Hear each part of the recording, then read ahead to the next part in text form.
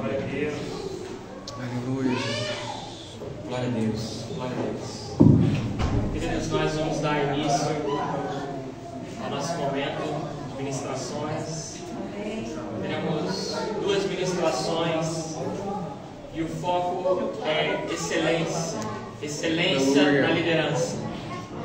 Eu convido todos os irmãos a estarem bastante atentos, porque quando Deus começa a formar uma igreja, e quando essa igreja é formada, principalmente como a nossa, assim, poucas pessoas, significa que é de nós que o crescimento parte, é de nós que a direção parte. Como eu tenho sempre falado, aquilo que Deus tem prometido para esta igreja, aquilo que Deus tem prometido para esse ministério, é crescimento.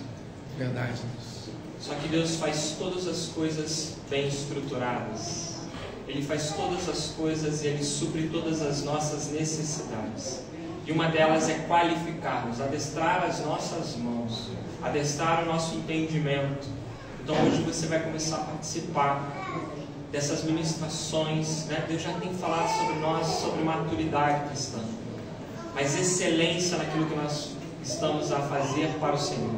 E aqui eu tenho a honra de receber o pastor Felipe, que vai trazer a nossa primeira parte de ministrações sobre excelência. Por favor, pastor. Vamos receber o pastor Felipe.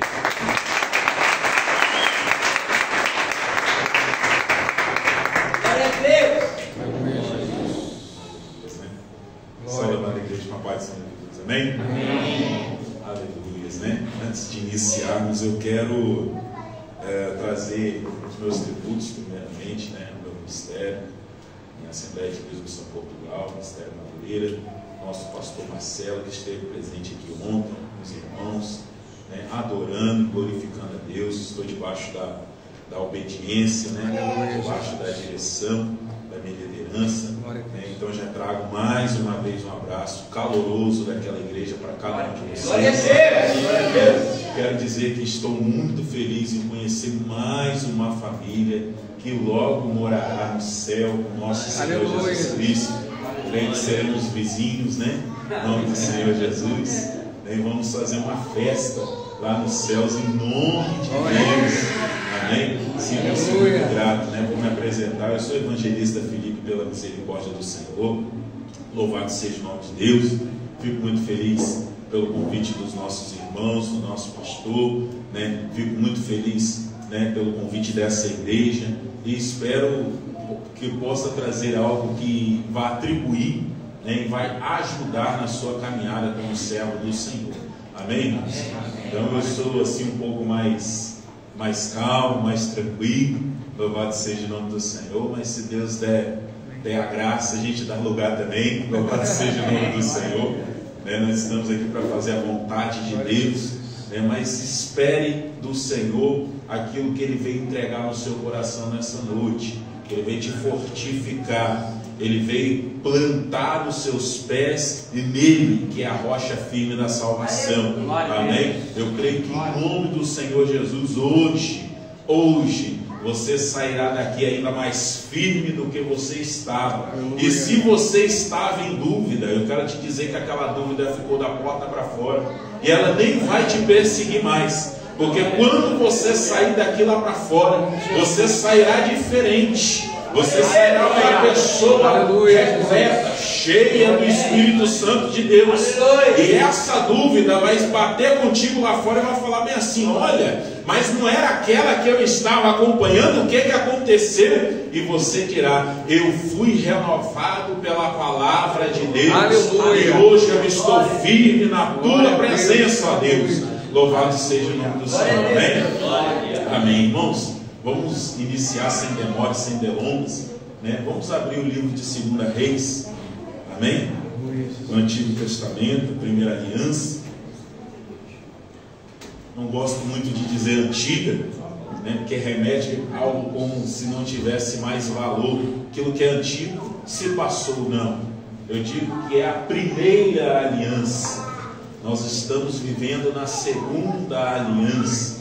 Louvado seja o nome do Senhor. 2 Reis, capítulo 4, verso de número 38. Amém? Louvado seja o nome do Senhor. Aleluia, Jesus. Vamos falar aqui um pouco com os obreiros, aqueles que são, né, mais antigos na fé. Eu tenho um tempo de caminhada e Deus hoje Ele quer falar contigo neste lugar. Amém? E uma coisa que é importante, irmãos, que nós vamos aprender aqui nessa manhã, é que para caminhar com o Senhor Jesus, para caminhar na obra de Deus, para servi-lo com excelência, é necessário você saber a quem você está servindo. É necessário você saber manusear muito bem a palavra de Deus. Amém? Então isso é muito importante. Antes de começar, eu queria fazer uma alegoria. Eu lembro muito de uma história que tinha um pastor que contava para mim, e dizia que um certo pastor foi enviado a uma igreja, e nessa igreja ele tinha que assumir aquele ministério, porque o antigo pastor já havia, digamos assim, parado o seu ministério devido a muito tempo de trabalho, e ele foi enviado àquele ministério. E conta essa história que quando ele chega naquele ministério, ele vê um ministério grande, pastores, muitas crianças, muitos jovens, e ele fica muito feliz. Ele fala: oh meu Deus, foi enviado para uma excelente área de trabalho, para um excelente campo de trabalho, né? E ele viu, logo no primeiro dia que ele chega, era um domingo de manhã, escola bíblica dominical, e a igreja lotada. Ele falou: que coisa linda, era tudo o que eu imaginava, uma igreja que enche para aprender a palavra de Deus. E ele viu aquele monte de criança, e logo a primeira que se aproximou dele, ele perguntou: oh, meu filho, você gosta de estar aqui? Eu gosto muito de estar aqui na igreja, porque você aprende muito, né, meu filho? Aprendo muito. E ele faz uma pergunta para a criança, né? Então, meu filho, se você aprende muito, responde aqui para o pastor: quem foi que derrubou o muro de Jericó? E que o menino entra em desespero, e ele começa a falar: não fui eu não, pastor, não fui eu. E ele sai correndo. Oh meu Deus, o que está acontecendo? Ele vai procurar a tia da salinha. Oh minha filha, o que aconteceu? Perguntei para o jovem, ele se desesperou, quem derrubou os muros de Jericó? E ele disse com tanto desespero que não foi ele. Olha, pastor, eu conheço muito bem aquele menino. Se ele disse que não foi ele, não foi ele. É uma brincadeira, né, irmãos? A gente está fazendo aqui uma brincadeira para quebrar um pouco do gelo, mas é uma realidade. É uma realidade. Nós temos muitos servos do Senhor que se dizem ser servos de Deus, mas não conhecem a carta áurea de amor que Deus deixou para nós, que é a Bíblia. A Bíblia tem que ser o nosso foco. Nós temos que manejar muito bem a palavra de Deus, porque se nós não manejarmos bem a palavra de Deus, há um grande risco, tanto para nós quanto para os nossos irmãos. E nós vamos aprender sobre esse risco nessa manhã. Amém? 2 Reis, capítulo 4, aleluia, Jesus, verso de número 38. Quem encontrou, diga amém. Amém. Quem não encontrou, diga: espere por mim. Amém? Então aqui, graças a Deus, todo mundo sabe quem derrubou os muros de Jericó, né? Louvado seja o nome do Senhor. Irmãos, e diz assim a palavra de Deus: e voltando Eliseu a Gilgal, havia fome naquela terra, e os filhos dos profetas estavam assentados na sua presença.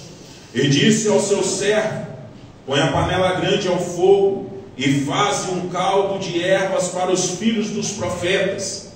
Então deles saiu ao campo a apanhar ervas ao campo, e achou uma barra brava, e colheu dela, enchendo a sua capa de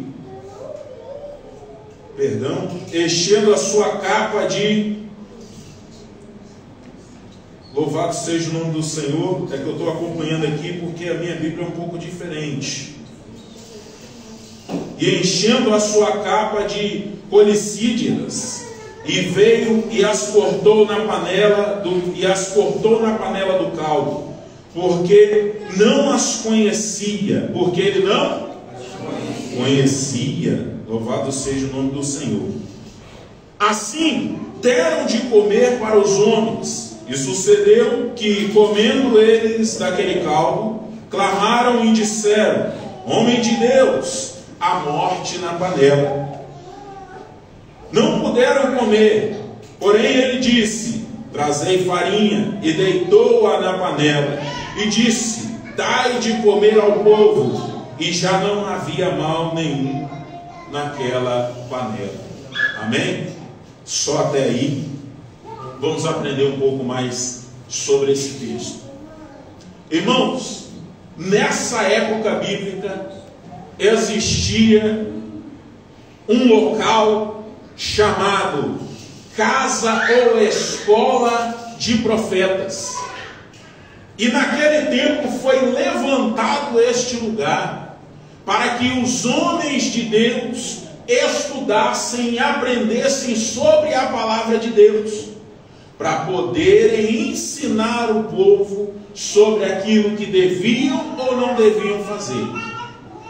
Naquela época, o profeta mais antigo, aquele que tinha mais bagagem, aquele que tinha mais conhecimento, aquele que tinha mais experiência, era ele que tinha a responsabilidade de ensinar, de trazer aos seus alunos, aos seus servos, o conhecimento que havia contido dentro da palavra de Deus e os seus princípios. Eliseu era um homem de Deus, todos nós conhecemos, sabemos a história de Eliseu. Eliseu havia sido escolhido por Elias. Deus havia dado a Elias a visão de que Eliseu daria continuidade ao ministério que Deus havia entregado a Elias. E Eliseu recebe essa responsabilidade de liderança ministerial, de liderança pastoral, de liderança psicológica, de liderança instrutiva, para passar ao povo de Deus sobre os conhecimentos que havia na palavra de Deus e sua lei. Isso era extremamente importante, irmãos, porque o povo de Israel, assim como nós que aqui estamos, era um povo que estava em uma terra a qual ao seu redor havia diversas e inúmeras nações pagãs e idólatras. Nações que muitas e muitas vezes faziam coisas que eram abomináveis aos olhos do Senhor. Talvez você nunca parou para estudar, talvez você nunca parou para observar, mas eu vou ser bem sincero, aquelas nações eram nações assustadoras, nações que entregavam seus filhos, crianças, mulheres grávidas, em mesas de holocaustos a deuses. Nações que tinham inúmeros deuses para adorar. Nações que adoravam com o seu próprio corpo as suas divindades. Se prostituíam, agiam de má fé, assassinavam, matavam, dentre muitas e muitas outras coisas. E o intuito de Deus era que o seu povo fosse diferente das demais nações, dos demais povos. Deus, ele sempre nos ensina por meio da palavra que o servo do Senhor, ele anda na contramão daquilo que o mundo está vivendo. Um servo de Deus, ele sempre tem que ser diferente daquilo que os princípios mundanos estão pregando. Quer saber se você é um verdadeiro servo do Senhor? Se você está num verdadeiro caminho? É só você observar a sua volta. As guerras que você tem enfrentado, as tribulações, os levantes, Fazer o certo sempre é mais difícil. Caminhar no caminho de Deus é sempre o mais doloroso. Afinal, nosso Senhor Jesus Cristo disse que o caminho que leva à salvação é estreito. A porta é estreita. O caminho é demasiadamente complicado. Se você quer saber se você está caminhando no caminho a qual o Senhor deseja para você, observe o cotidiano do seu dia, conforme você tem vivido, as pessoas que têm se levantado contra você, as tribulações que têm se posicionado à sua frente. Isso é a maior característica de que um servo do Senhor está no verdadeiro caminho, que é o caminho da salvação, que é o caminho que agrada a Deus. E naquela época, irmãos, era extremamente importante que o povo de Deus fosse diferente dessas demais nações, que eles caminhassem o caminho a qual o Senhor preparou para eles. Sendo assim, Deus levanta homens e mulheres de Deus com a responsabilidade de assumir um ministério chamado Escola de Profetas ou Casa de Profetas, para preparar os líderes para estar trabalhando na seara do Senhor. Só que, irmãos, aqui nós vamos falar de algumas coisas muito interessantes nesse texto. E eu agora já vou começar a entrar num assunto um pouco mais delicado, num assunto um pouco mais difícil. Nesse acontecimento, havia se passado muita fome naquela terra. Eles estavam precisando de alimento. E, de repentemente, depois de muito tempo, surge no horizonte um homem conhecido daqueles que ali estavam. Os seus corações se enchem de alegria, porque há muito tempo ele não ia àquele lugar. Era nada mais, nada menos do que o profeta Eliseu. Estava chegando e decidiram em seu coração preparar um alimento para aquele profeta. Logo se levantou um que tinha mais desejo de fazer. Logo se levantou um que queria chamar a atenção do profeta. Talvez ele queria que o seu nome fosse lembrado. Talvez ele queria que a sua presença fosse notada. E ele logo se levantou e falou assim: olha, eu vou ao campo e vou buscar alimentos, frutos, para a gente poder alimentar o profeta de Deus. E ele toma a sua capa e parte para o campo. Só que aí nós começamos a observar algumas coisas que podem nos ajudar na nossa caminhada. Uma das coisas mais perigosas que um servo do Senhor pode fazer é tomar uma atitude sem a autorização do Espírito de Deus. A intenção era boa, não era, pastor? A intenção era boa. Vou receber o profeta da melhor forma possível. Vou receber o homem de Deus da melhor forma possível. Vou lá no campo, vou trazer os melhores frutos. Mas ele vai sem buscar a devida autorização vinda do alto. Esse é o primeiro erro. A segunda falha, sabe onde é que está, meu profeta? Sabe onde é que está, meu filho? Falta de conhecimento. A intenção era boa, mas a falta de conhecimento quase matou os outros irmãos. estava num terreno que ele não conhecia. Israel era um país muito grande, com diversas regiões.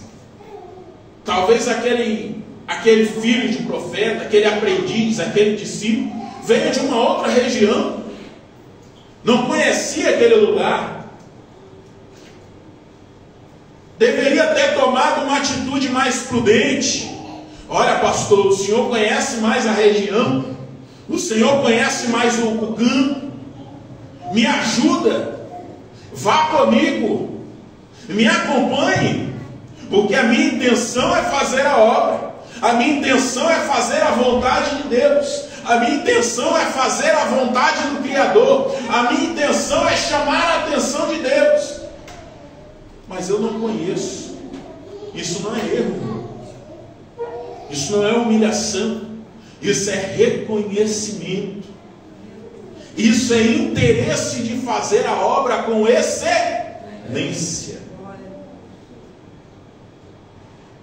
Mas ele decidiu, irmão. Foi ele. Viu o que era mais bonito.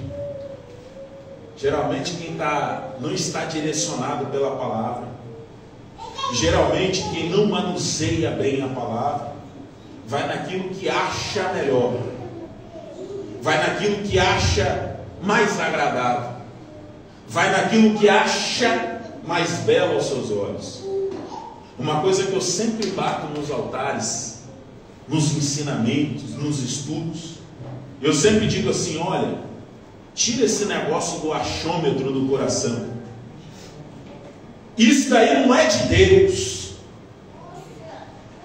Não, eu acho que é assim. Não acha não. O que a palavra viva fala sobre esse assunto? O que a Bíblia te instrui a fazer, meu querido? Aquele homem comete o primeiro erro de ir sem autorização de Deus. Depois ele entra num campo sem ter conhecimento. E depois ele pega o fruto que é mais agradável aos seus olhos. Estava bonito, encheu a capa. Porque geralmente é assim, não é, pastores? Eu ouvi lá na internet, eu achei tão bonito, vou falar aí. Ai, que coisa linda, o irmão falou, ai, senti meu coração borbulhando. Quando o pastor me deu a oportunidade, eu vou falar isso aí. Estava bonito, né, pastor, o fruto? Mas às vezes vai lá e dá veneno para a igreja. Dá veneno para o novo convertido. Sabe qual tem sido o grande problema do cristianismo, da igreja hoje, nos tempos modernos? Não é resgatar aqueles que estão lá fora, é manter fortes aqueles que estão aqui. Porque você ir lá e pregar uma palavra que vai tocar o coração da pessoa, vai fazer a refletir, é muito fácil, irmão. Por que, irmão, que é muito fácil? Porque eu creio que todos aqui têm a presença do Espírito Santo de Deus. E quando você abre a sua boca, é Deus que fala contigo. É Deus que fala por meio da sua boca.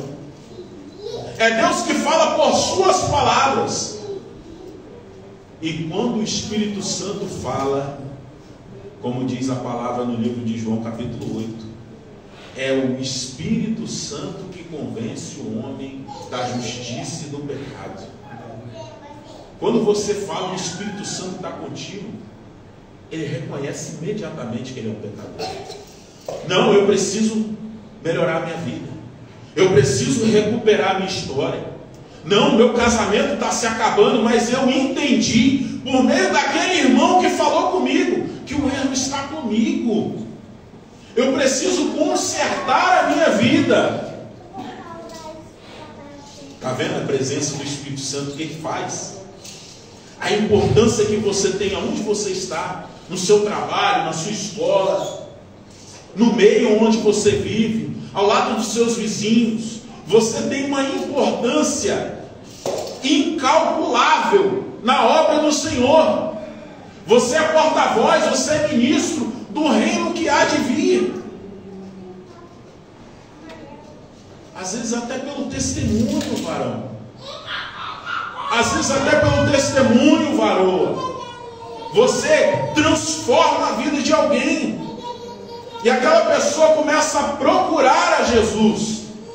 Não, se Deus fez na vida dele, se Deus fez na vida dela, eu creio que Deus vai fazer na minha também. Aí começa o segundo degrau. A pessoa reconheceu que é um pecador. A pessoa reconheceu que precisa da misericórdia de Deus. Mas e agora? E aí? Começa um processo de libertação, não é, meu pastor? E é um processo difícil. Você tem que cuidar daquela ovelha. Você tem que tratar as feridas. Você tem que tirar a sujeira. Você tem que falar com ela com mansidão. Você tem que instruir ela o caminho da verdade. Aí volta o irmão Felipe de novo no ponto que eu estava falando. Aí o irmãozinho que queria fazer o bem foi lá, pegou qualquer fruto que viu na internet, qualquer fruto que viu da boca de outra pessoa, sem base bíblica, e traz para cima do altar, alimenta a igreja. E aquele irmãozinho que estava no processo de libertação perde todo o propósito. Matou-se uma alma. E é por isso que nós estamos aqui falando hoje com vocês, que são porta-vozes da palavra do Senhor, que são ministros da palavra de Deus, que são embaixadores do Evangelho do Senhor, que representam o reino de Deus sobre a face dessa terra, que são boca do Criador aqui neste lugar, dentro do seu trabalho, dentro da sua escola, dentro do seu meio, ao lado dos seus vizinhos, no supermercado, onde quer que você pise, você tem que ter o brilho, a presença, a unção, a direção, a face de Deus tem que resplandecer na sua vida, meu querido. E para isso acontecer, tem que manusear bem a palavra de Deus.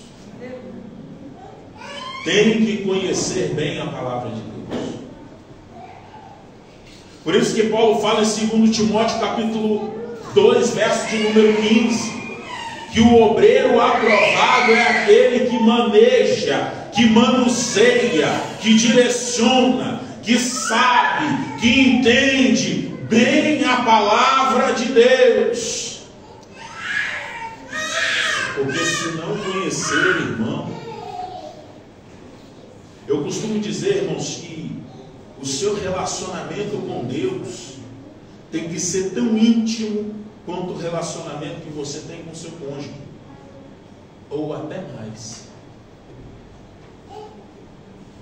Você conhece. Eu acordo de manhã, eu olho para aquela bênção lá atrás, quando ela está diferente, eu já sei que tem alguma coisa. Ou o que aconteceu, meu filho? O que foi que você acordou já diferente? O que está acontecendo? Meus filhos é a mesma forma. Se eu chego em casa, eu já olho, já vejo pela carinha, aconteceu alguma coisa. O que está acontecendo? Isso é convivência. Aquele que convive com Jesus, aquele que convive com Deus, aquele que convive com o Espírito Santo, ele tem intimidade. E para ter intimidade tem que ter palavra, tem que ter oração, tem que ter consagração, tem que ter jejum. Hoje não se fala muito disso, né, pastor? Hoje tem esquecido que a igreja do Senhor, ela é lavada e remida, ela é diferente, ela é separada, ela está em constante oração, ela está em constante consagração, ela está em constante leitura de palavra. É isso que nos faz diferente do que está aí fora, irmãos. É isso que nos faz brilhar. É isso que nos faz ser diferentes daquilo que está lá fora. Irmão, é necessário que nós saibamos manusear bem a palavra de Deus, termos conhecimento, termos sabedoria, não sermos displicentes, obedecer a nossa liderança, obedecer. Sabe qual foi um dos primeiros erros daquele jovem? Ele saiu sem a liderança do Espírito Santo. E mais do que isso, ele quis tomar para si a responsabilidade de liderar.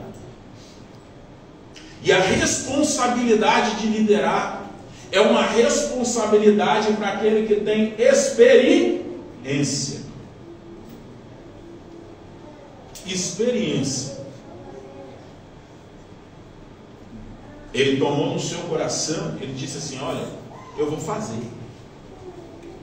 Eu tenho capacidade de fazer o melhor. Tomou no seu coração, se levantou e foi. Mas, no entanto, trouxe alimento de morte para o povo de Deus. E é disso que nós estamos falando aqui. Que nós precisamos ter o cuidado, a prudência de fazer a vontade de Deus conforme Deus quer. E como que Deus quer? A palavra de Deus revela para nós.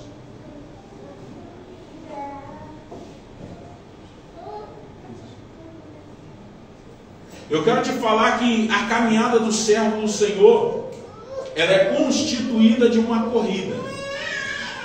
E na vida do obreiro também. Se eu não me engano, em 1 Coríntios capítulo 2, verso de número 9, versículos de número 24 em diante, o apóstolo Paulo vai fazer a comparação da vida do crente como uma corrida.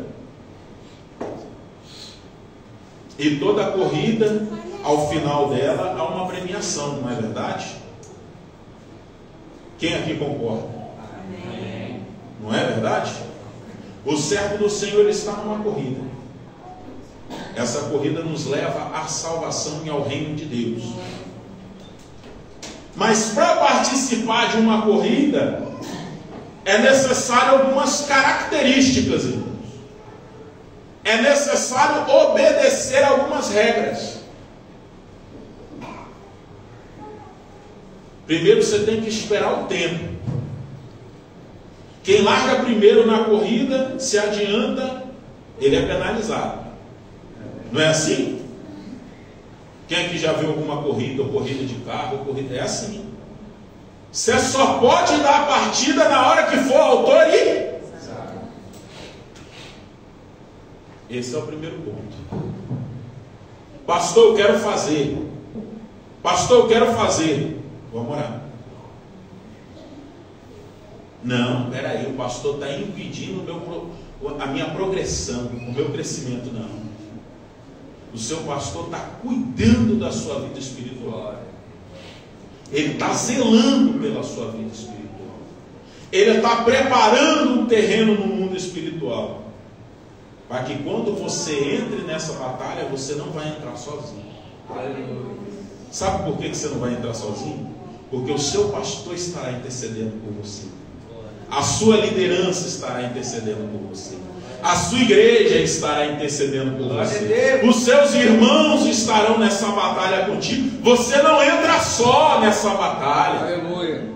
Você não entra só. Aleluia. Tem que esperar, não tem, pastor?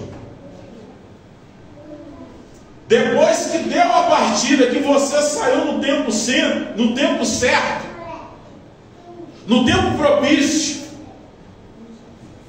na corrida é necessário o quê? Perseverança. A corrida do servo do Senhor, de um obreiro, Tem que ter perseverança. Uma hora você vai topar um pneu furado.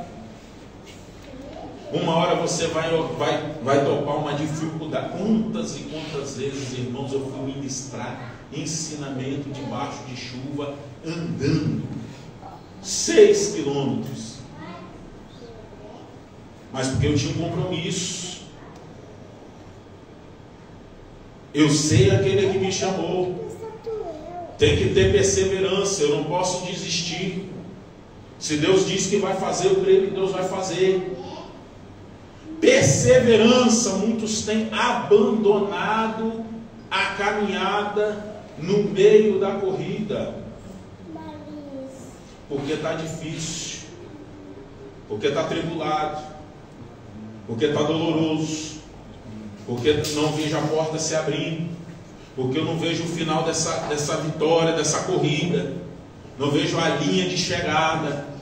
Mas ei, Deus está te dizendo aqui: olha, calma, continua caminhando, continua correndo, porque eu estou contigo no meio dessa corrida, eu estou contigo no meio desta batalha, eu estou contigo no meio dessa peleja, e a vitória vai vir, somente continua. É um processo, é um propósito, é um momento, mas nesse momento eu estou contigo no meio dessa tempestade, nesse momento eu estou contigo no meio dessa corrida. Pode até faltar força, mas eu distribuo força para a sua caminhada. Aleluia, glória a Deus. O terceiro ponto: tem que ter regra. Quem já viu aquelas corridas em volta do estádio, corrida olímpica, aquele salto, uma coisa assim, né? Você não tem que seguir aquelas linhas certinho. O que acontece se você sai e corta no meio do campo, cai lá do outro lado? Cortei caminho para me chegar primeiro. Você perde a corrida. 1 Coríntios capítulo 9, verso de número 23, o apóstolo Paulo fala que tem regras. Aleluia. Essa corrida tem regra. Tem o tempo para partir. Tem que ter firmeza, coragem. Tem que encarar a batalha, mas tem que seguir as ordens,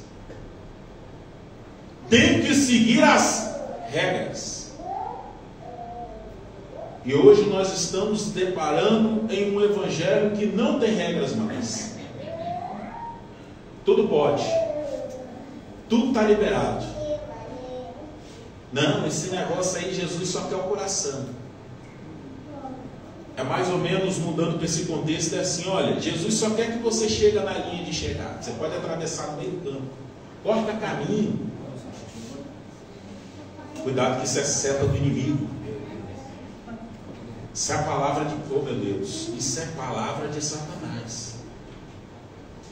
Ele tem tentado desvirtuar o que o evangelho quer falar contigo. Tem que seguir. Tem que seguir a regra. Se Deus te mandou ir por ali, vai por ali. Parece que o caminho está difícil, mas siga, foi Deus quem mandou. Você não está sozinho, Deus acabou de falar contigo. Você não está sozinho nessa caminhada, você não está sozinho nessa luta. Ele disse: olha, se o fardo é pesado, coloca sobre mim. Tem crente que está tentando carregar o peso mais do que devia.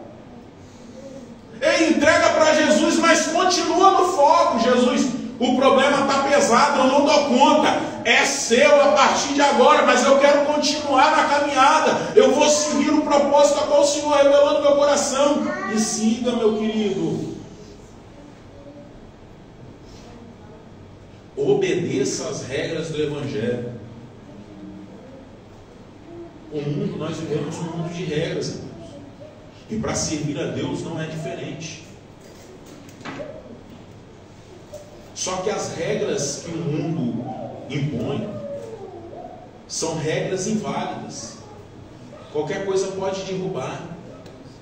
Mas as regras a qual nós servimos a Deus são regras que trarão resultados eternos.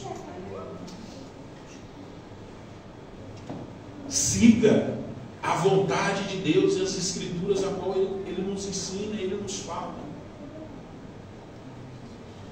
E para concluir, irmãos, no final dessa corrida tem um prêmio. Você lutou, você esperou o tempo de Deus, você foi obediente, você seguiu o caminho que tinha que seguir. Estava duro, estava difícil, estava doendo, mas você seguiu. E chega no final, Paulo fala que nós seremos coroados. Aleluia. Glória a Deus. Glória a Deus. Uma coroa de glória será entregue para nós. Aleluia. Você subirá o pódio da vitória da salvação. Você vai olhar e falar assim: olha, eu segui até o final e Deus me honrou mais uma vez.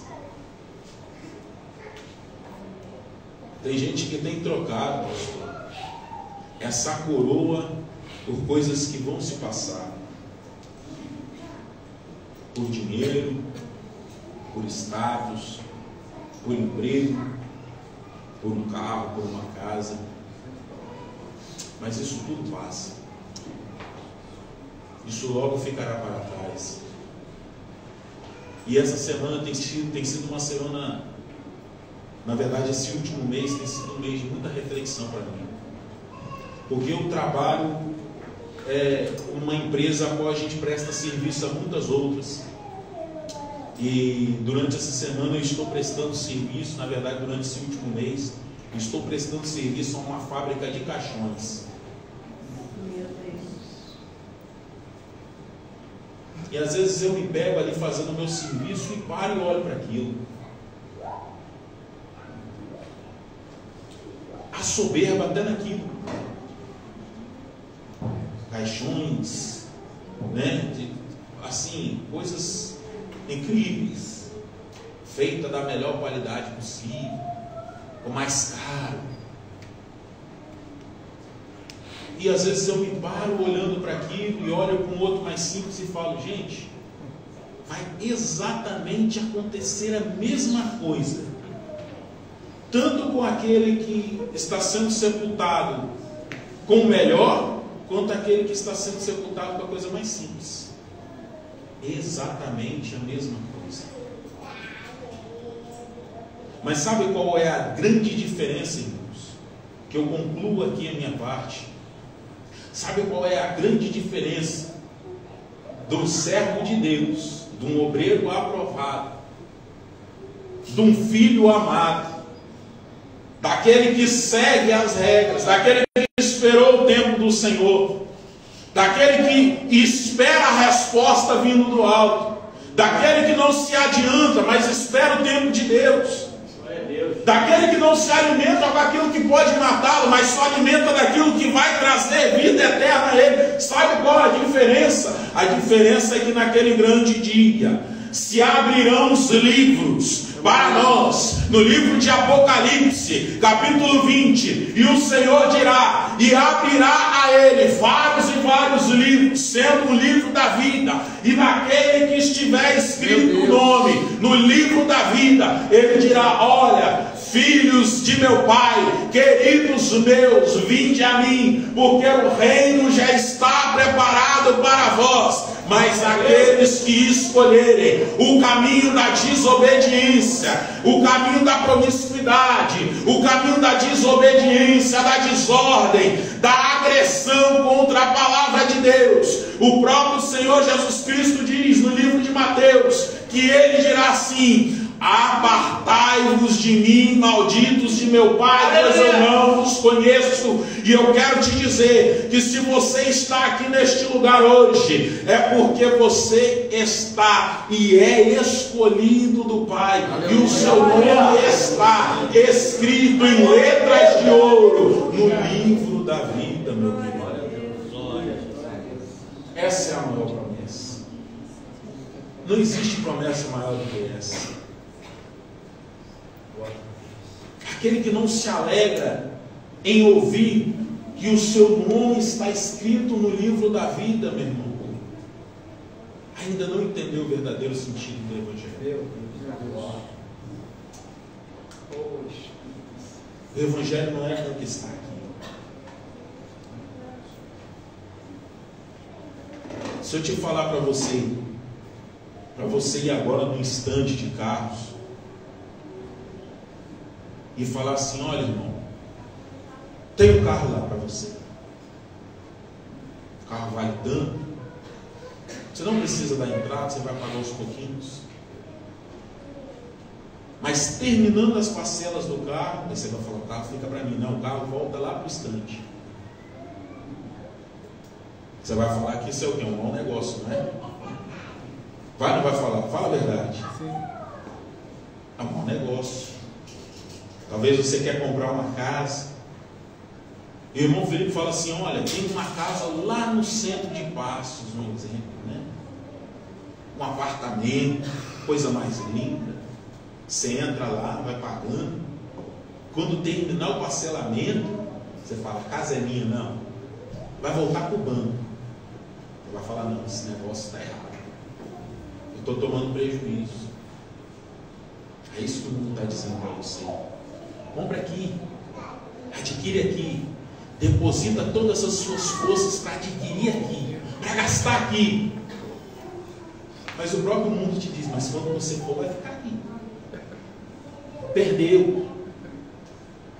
E sabe qual é a proposta de Jesus? Acumulai-vos tesouros no céu. Glória a Deus. Aleluia. Uma proposta dessa, pelo amor de Deus. Aleluia. Não tem como você não se arrepiar. Aleluia. Não tem como você encher o coração de felicidade. Acumulai-vos tesouros no céu, onde a traça não olha, a ferrugem não estraga, o ladrão não rouba. E eu quero te dizer uma outra coisa: lá no céu é eterno. Você sabe o que é eterno, mano? 80 anos é muito tempo, não é? Não parece? 80 anos é muito tempo. Fala a verdade. Viver 80 anos é muito tempo. É uma fagulha comparado com a eternidade. Você vai desfrutar esse bem por toda a eternidade, nem enquanto você estiver vivo aqui na terra. Essa é a proposta de Deus para nós. E um obreiro que entende essa proposta, um servo que entende essa promessa, um servo que entende o valor dessa promessa, meu irmão, ele não olha para trás, ele não esmorece, ele não abandona o barco. Eu quero te dizer nessa manhã que Deus, ele te lembrou que a promessa que ele tem para você é duradoura. Aleluia. Não vai acabar. Ele tem preparado o melhor. No livro de Apocalipse fala que a nova Jerusalém, os seus muros são de ouro, as suas ruas de cristais. Meu Deus, que cidade maravilhosa! Palácios e palácios. Eu digo mais, principalmente para os jovens que gostam de ouvir isso aí. Isso não é antibíblico, não. Isso é reflexão bíblica. Jesus, ele foi preparar moradas para nós, e não foi quarto. Não foi, não. Sabe por que não foi quarto? Porque Jesus, ele disse que nós seremos chamados príncipes e Já viu príncipe e princesa morar em quarto? Não. Nós estamos num país que há pouco tempo tinha sua monarquia. E um rei mora em quê?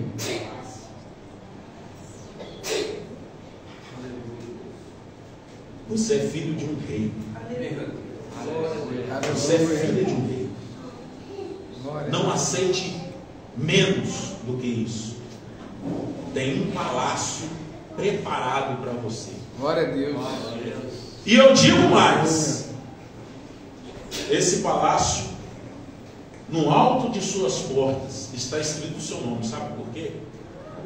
Porque a palavra do Senhor no livro de Apocalipse fala que nos muros, no muro havia 12 fundamentos ou 12 colunas. E em cada coluna tinha o nome de cada um dos apóstolos, numa coluna. Uma coluna que estava do lado de fora da cidade. Você imagina no castelo que Deus tem preparado para você? Tem o melhor para você. Aleluia. Não abandone essa caminhada por essa vida. Continua firme.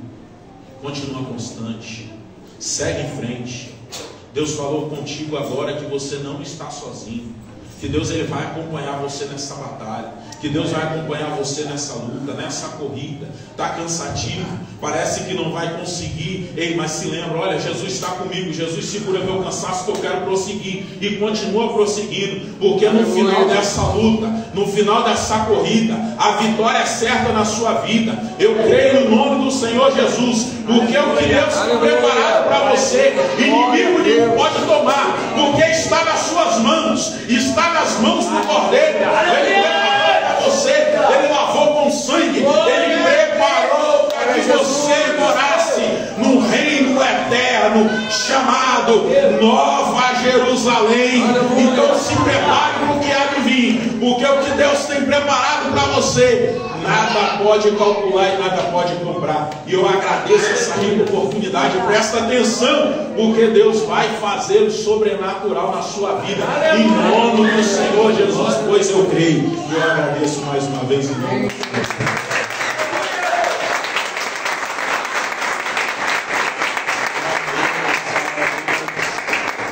Nós vamos fazer agora uma pequena pausa para você tomar um cafezinho. 10 minutinhos ali para você só esticar suas pernas, tomar um golinho de café. E vamos voltar para uma palavra final do nosso evento, mais um pouquinho de palavra. Amém? Amém. Vamos lá!